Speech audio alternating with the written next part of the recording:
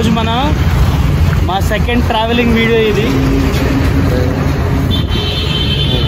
ఈరోజు మా second travelling video start చేస్తున్నాం. ఈరోజు మేము శంషాబాద్ దగ్గరలో ఉన్న అమ్మపాలి టెంపుల్, శ్రీ సీతారామచంద్ర స్వామి టెంపుల్కి ట్రావెల్ వీడియో చేస్తున్నాం.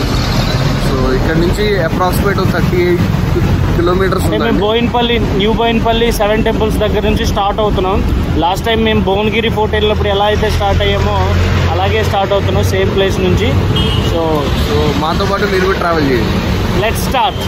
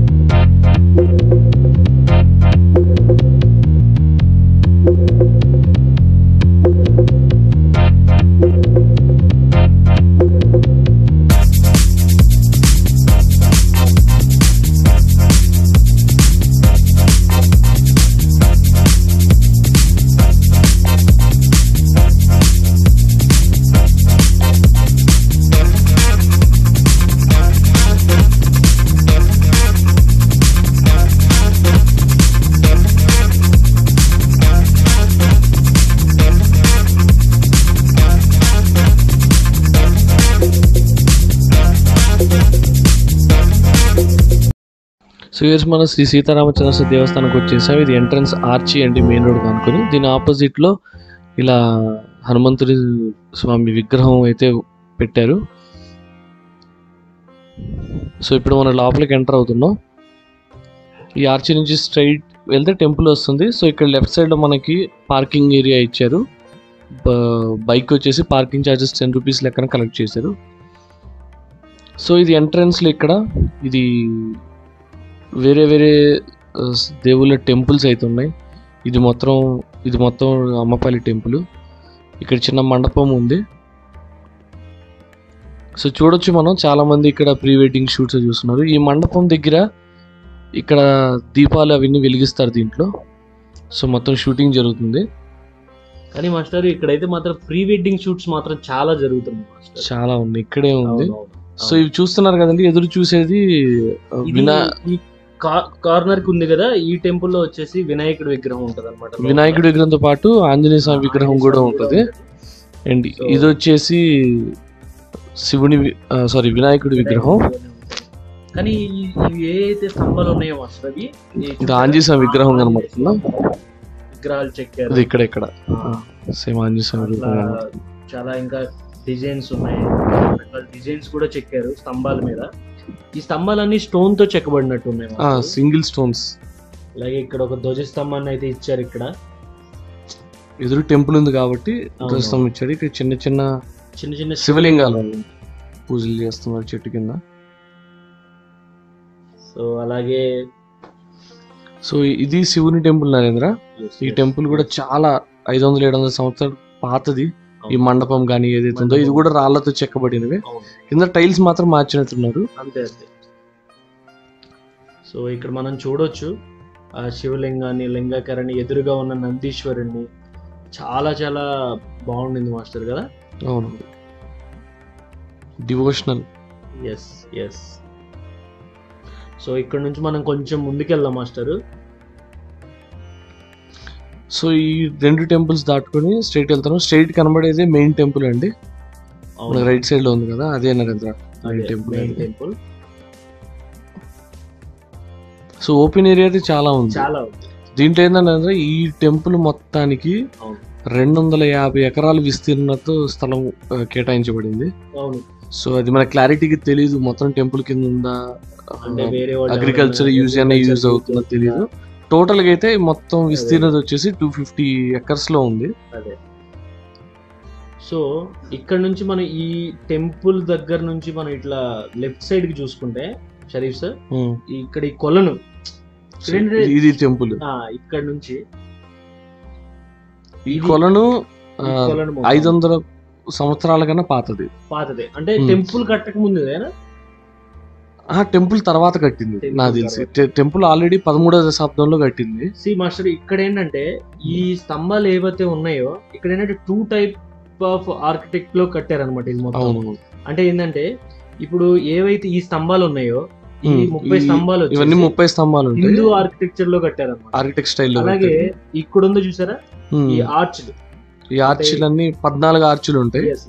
ఇది ముస్లిం ఆర్కిటెక్ట్ లో కలిచారు. అంటే ఆ రోజుల్లోనే మతానికి అతీతంగా ఈ గుడి, ఈ ఆర్కిటెక్ట్ అనేది ఉంది. కానీ చూసారు మాస్టర్, ఈ రాళ్ళు కూడా చాలా డిఫరెంట్ గా, అంటే పాతకాలంలో కొండలు ఇచ్చేస్తారు. ఇవన్నీ ఈ స్తంభాలన్నీ హిందూ ఆర్కిటెక్ట్ టైప్ లో ఉన్నాయన్నమాట. ఇవి మొత్తం 30 స్తంభాలు అనమాట మాస్టర్.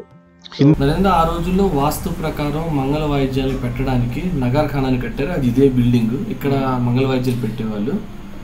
ఇక్కడ మనం రథం, ఆ స్వామివారిని ఊరేగించడానికి రథం అయితే ఉంచారు. ప్రజెంట్ అయితే అది ఇక్కడ లేదు. అది రథం పెట్టే ప్లేస్ అనుకుంటా. అది అవును, అంటే పార్కింగ్ లాగా అనమాట. ఇక్కడ వచ్చేసి వ్యూవర్స్, ఇక్కడ మనకి ఏంటంటే ఇది మెయిన్ టెంపుల్ అనమాట. ఈ టెంపుల్ వ్యూ అయితే మనకి మొత్తం ఇచ్చాం. అలాగే ఇక్కడ ఏదైతే ఈ మండపం ఉందో, ఈ మండపం వచ్చేసి 700 సంవత్సరాల క్రితం అయితే కట్టారు. సో ఇవన్నీ మనం చూస్తున్నాం. ఇక్కడ నుంచి మనం ఏంటంటే వ్యూ టెంపుల్ అయితే మీరు చూడొచ్చు. ఈ టెంపుల్ మొత్తం 7 స్టోరీ హైట్లో ఉంటుంది. అంటే 7 భాగాలుగా, అంటే ఒకదాని మీద ఒకటి అలా 7 ఫ్లోర్స్ లాగా ఉంటుంది. సో ఎంట్రన్స్లో విష్ణుమూర్తి ఆకారంతో మనకి ఎంట్రన్స్ అవుతాం. సో వ్యూయర్స్, ఇక్కడ చూస్తే మనకి ధ్వజస్తంభం అయితే ఇక్కడ ఉండింది. స్టార్టింగ్ పాయింట్లో ధ్వజస్తంభం, అలాగే ఆ కింద ఆంజనేయ స్వామి రూపాన్ని చెక్కబడింది. అక్కడ నుంచి మనం కొంచెం ఇలా ముందుకెళ్తే అక్కడ నుంచి ఈ మండపం అంటే మాస్టర్ ఇక్కడ మండపం చుట్టూతో మనకి గోపురం చుట్టూతో మండపం అయితే ఇచ్చారు రౌండ్ గా. ఆ మండపంలో రూమ్స్ ఉన్నాయి. అలాగే పైన ఆంజనేయ స్వామి విగ్రహాలు, అలాగే ఇంకా కొన్ని, అలాగే ఏదైతే ఉందో అది దీపస్తంభం అనమాట. ఎస్ ఇది వచ్చేసి బ్యాక్ సైడ్ టెంపుల్ అనమాట.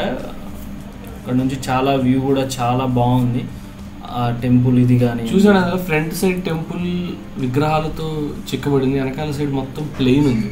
అవును ఆ గోపురం బ్యాక్ సైడ్ అనమాట ఇది. అలాగే గోపురం బ్యాక్ సైడ్ ఇది.